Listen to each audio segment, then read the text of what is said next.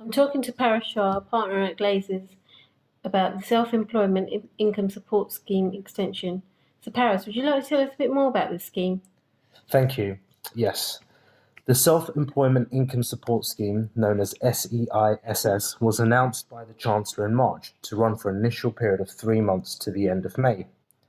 The scheme, in its current form, provides a taxable grant equivalent to 80% of the self-employed individual's average trading profit for 3 months, capped at £7,500 in total and paid in a single instalment.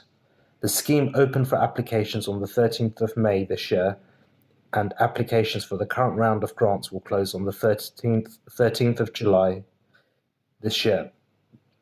So far, 2.3 million claims have been made, totaling £6.8 billion. Now, the Chancellor has announced a major new round of funding for self-employed individuals. What happens with the scheme now? The Chancellor has announced a second and final grant for self-employed individuals, this time worth 70% of their average trading profits for a 3-month period, capped at £6,570 in total and paid in a single instalment. Who is eligible? The criteria remains the same for the second round of funding as for the first. A self-employed individual must have trading profits of no more than £50,000 and must receive the majority of their income from self-employment. Trading profits will either be based on average of the 2016-17, 2017-18 and 2018-19 tax years, or where a person has only been self-employed for just over a year, their trading profits and total income in 2018-19. Therefore, you must have submitted a self-assessment tax return for 2018-19. People who pay themselves a salary and dividends through their own company will not be eligible for the scheme, but could be eligible for the Coronavirus Job Retention Scheme if they use PAYE. Can I apply if my work and income have not reduced? No.